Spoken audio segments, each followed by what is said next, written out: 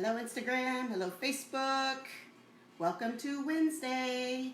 You know what day this is? It's Scone Day. Yes. I love Scone Day. I know.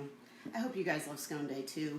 So we're going to do a savory scone today to kind of change things up a little bit and give you maybe a little bit of break from sweets, although maybe you don't want break from sweets, but maybe you do. So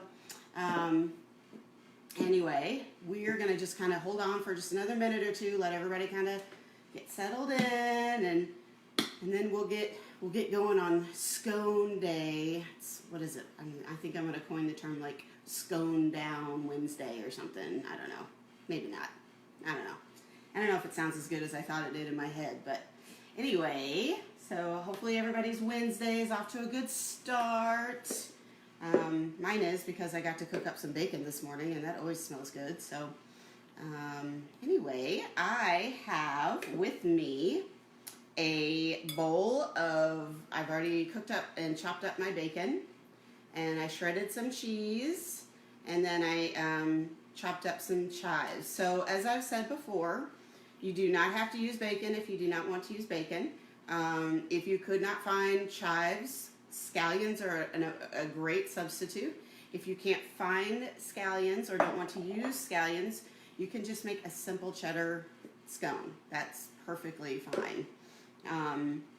Entirely up to you. It's just a couple things that you can add to your scone and add or take away, you know, to whatever your taste preferences are. And as I said before, this is more technically a biscuit than a scone because we're going to be using buttermilk. But that's really the biggest difference that makes it. That's why somebody might call it a biscuit instead of a scone. They're very similar. There's just a few differences that that go into what the technical differences are between scones and biscuits. Now, you talk to somebody from the Deep South and they might argue all day long. And you might talk to somebody from England and they might argue all day long. But for the rest of us, it's more or less a very similar type of technique. It's just what goes into the ingredients, what ingredients go into it that make it a little bit different. So first thing we're going to do is I'm going to show you how to make homemade buttermilk. So I don't go out and buy a lot of buttermilk just because I don't know if I'm going to use it all before I get, before it goes bad. So I just make my own at home. What you want to do is you want to have either a lemon, half of a lemon, or about, I don't know, half a tablespoon or so of white vinegar. You can use either one. But what I've done is, if you can see in Instagram world, I've filled it to just below the 8-ounce, Facebook world. I've filled it to just below the 8-ounce dash there, whatever that's called. And then I'm going to take my lemon and I'm just going to squeeze my juice into the lemon. And what that's going to do is it's going to curdle, essentially, or sour the milk.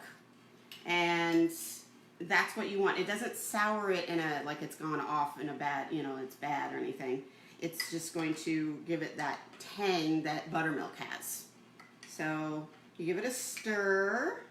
And what that does is you can see now that it's up to the 1 cup mark. So you can just fill it to a little bit below the 8 ounce or the 1 cup mark, and then top the rest off with a little bit of white vinegar or lemon juice. Let it sit for like 5 minutes before you use it, and then you can add it to whatever baked good you're doing. If you're doing scones or cakes or whatever, if ever you need buttermilk in your recipe, that's a super quick, easy alternative. So, okay, so let's get started. I am going to get going here.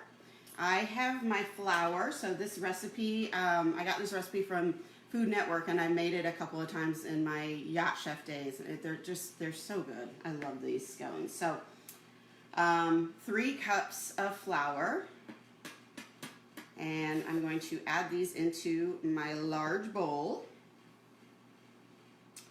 And then I'm going to add all of my other dry ingredients. So that's 2. And then, as you remember, I'm scraping the top so that I have an even cup. Okay. And then I'm going to move on to my sugar, which is 3 tablespoons of sugar. So the sugar is just going to help tenderize this. Obviously, it's not going to have that much of a sweet effect, which is good, but it's going to help to tenderize the dough. Okay, now I need 4 teaspoons of baking powder, which translates to 1 tablespoon plus 1 teaspoon. 3 teaspoons equal a tablespoon. So I'm just going to do my tablespoon. I'm going to do the little scrape here because it's get it a little bit even, right? The scrape to make it even. So that's 1 tablespoon plus a teaspoon of baking powder. And then I need 1.5 teaspoons of salt. Now, like I said, 3 teaspoons equal a tablespoon, so 1.5 teaspoons equals half a tablespoon. And a lot of times, if you've got measuring spoons and stuff, you have a half tablespoon. So just, I don't know, instead of, doing a teaspoon and then going to a half teaspoon and all that, just do this. Makes it a lot easier. So, okay, so we have all of our fun stuff going on here in the flour, baking powder, sugar, and salt.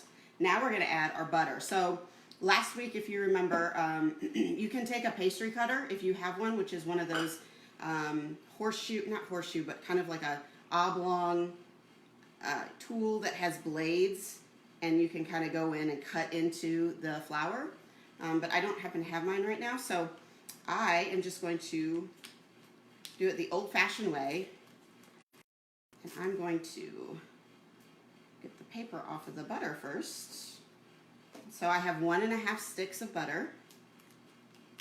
And this is really where, this is a pretty fast recipe, but this is cutting in the butter no matter what scone or biscuit you're making. This is what always takes a little bit of time. You could, excuse me, you could also use a food processor if you have one, and just kind of blend it until basically you want kind of coarse butter. Paper is really sticky today. Until you have really coarse flour.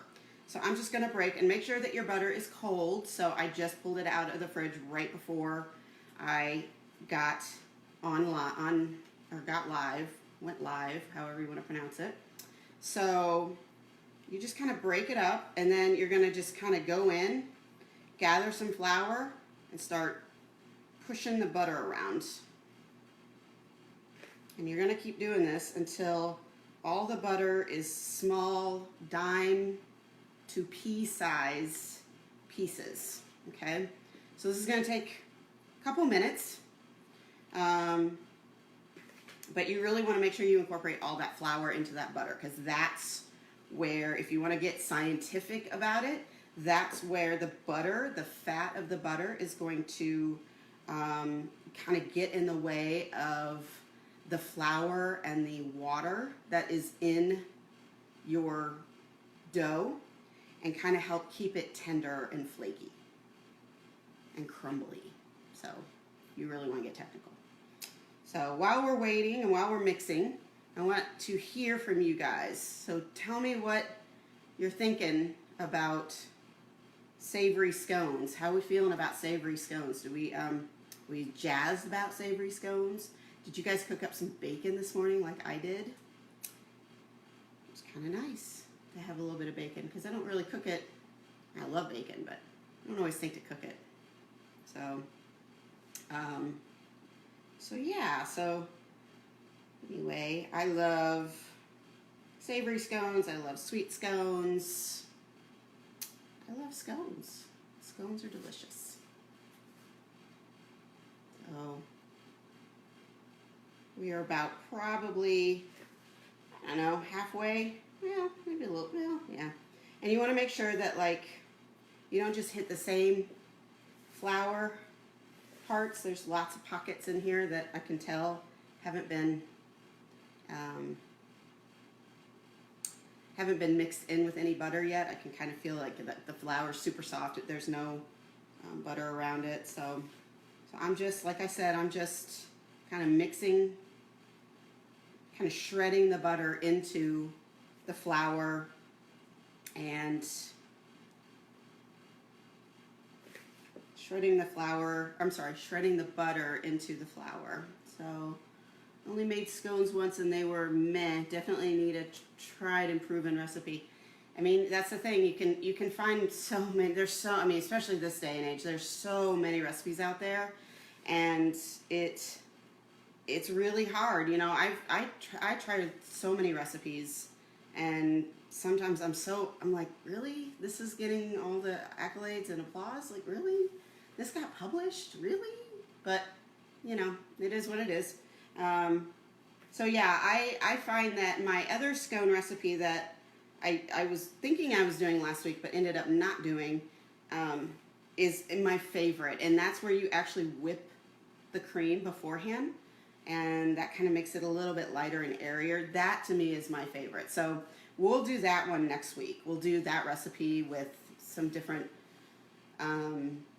flavors than what we did last week. Last week we just did, like, you could add dried cranberries or whatever. So next week we'll maybe do, like, I think somebody had said something about a lemon blueberry, so maybe we'll do that. Or chocolate chunk. Oh, they're so good. So how many scones does this recipe make? So according to this recipe, if you fill a half cup of the batter, scone batter, I don't really know.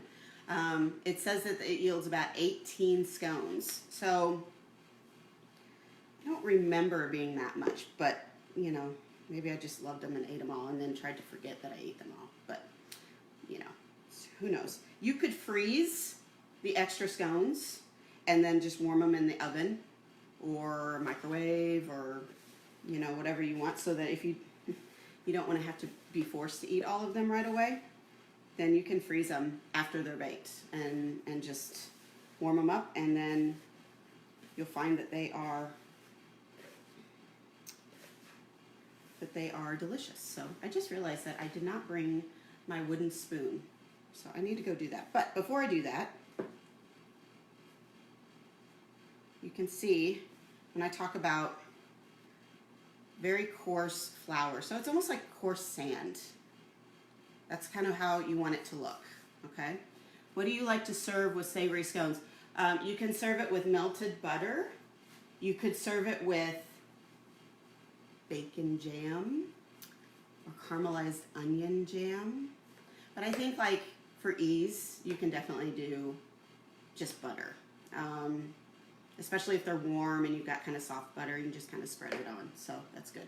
So I'm just going to walk right around here, and I'm going to keep talking so you know that I'm here, but I need to get my wooden spoon that I forgot. Just when I think that I'm all prepared, I forget something. So anyway, now I'm going to add my bacon, cheddar, and chives, okay? And this you can actually also, you can either use your spoon or you can use your hands, whatever you prefer. And I also forgot to tell you, because I do every single time, and you think by now that I would remember, but make sure your oven needs to be turned on to 425. And preheat that. And if you have a convection oven, you want to preheat it to 400. Okay, we got all of this, right? Now here's where the yumminess happens. So I'm going to take my buttermilk. It's been sitting for about 5-10 minutes. I just like to give it a stir because it gets a little curdly and all that, but once you reincorporate it, it gets smooth again. So it's just the acid pulling away at all the milk solids. So I'm going to pour that in. I'm going to stir. Now, I talked about this the last time. You don't need to stir rigorously. The liquid will absorb all of the flour, but you want to stir it till it just all comes together. So you don't want to do it too much, otherwise you're going to have a tougher scone, which is, you know, kind of the trick with buttermilk biscuits, is making sure that you don't handle the dough more than you have to. So I kind of see that there's just a little bit, so this is how it's coming together, okay? There's just a little bit underneath that is clearly not come together. So I'm just gonna kind of push it into the rest of it. But I don't want to work it too much. All right, get all this yummy goodness off the spoon, because we want it to go on the baking tray where we can bake it and then eat it. Okay, so now I'm going to take my tray. So you can take a baking sheet and line it with parchment paper, if you have parchment paper. If you don't have parchment paper, just give it a little bit of a spray or a butter, just so it doesn't stick. And let's do this. I'm going to put this higher so you can see it. Okay. Okay. I'm going to take, you can take an ice cream scoop, or you can take like a half cup scoop, because these are going to just be kind of mounds of a scone. They're not going to be necessarily the triangle. So this is just another way too, you can see how scones are baked. You just want to fill your scone or your cup with scone dough, like that. Okay, and then you're just gonna kind of put it on your baking tray. And you want to have these about 2 inches apart. They will get bigger. You could make them smaller if you wanted. You could make them bigger, but that's a lot of scone. I mean, I'm all for these scones, but they are rich, so you might have to kind of pull them out of your cup. These are a little sticky, but I'd rather them be a little bit sticky than too dry, you know. So just kind of, yeah. See, I don't see 18 scones in this, so I'm gonna say that this yields a lot less than 18 scones. I don't know, maybe there was a typo. I think it yields about 8 to 10 scones. Yeah, definitely not 18. I saw that in my Yummy Soup app. No, what do I use? Paprika app. I guess maybe I did a typo, or maybe it was, I don't know, but so yeah, these are really kind of sticky, so you kind of have to just play with them. And then you might have, if they kind of come apart, just kind of push them in, because that cheese and the liquid will soften as you get into the oven, obviously. So it'll hold them together. These are very crumbly. And I can smell the chives. They smell so good. So I'm going to put about 6 on this baking sheet.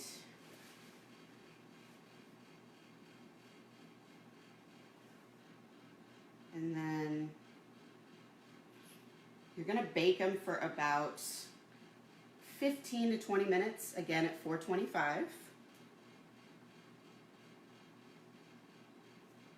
Yeah, so I'd say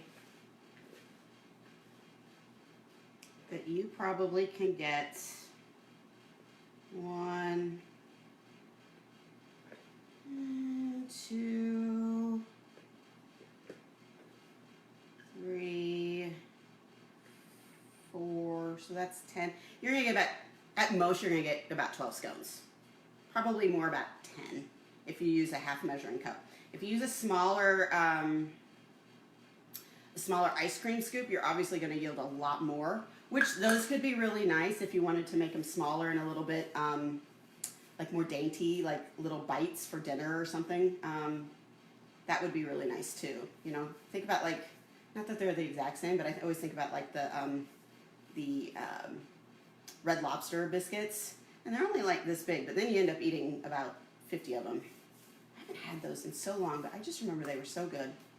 So, okay, so I'm gonna put these in the oven at 425 for about 15 to 20 minutes, and then pull them out. You want to let them cool a little bit because you don't want to burn your tongue, really. I mean, maybe you do, but and then you can serve them with some butter.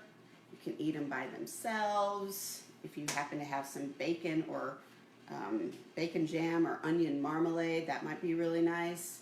If you guys come up with a different way of doing it, I'd love to see it because that would be really cool to get some new ideas. So anyway, thank you guys for watching. Thank you for joining in. And I love Scone Day, so we're going to do another Scone Day next week. So put in the comments if you're thinking about different flavors that you want to do. I'm thinking that we might do either like a blueberry lemon or like a chocolate chunk or maybe something else. You know, whatever you guys are kind of in the mood for. And I'm going to put these in the oven because I'm going to eat one really soon. So thank you guys again for joining. And I will see you tomorrow for Pizza Dough Day. So get ready for pizza. All right, guys. Have a good day. Bye. I gotta end that one. Yes. And then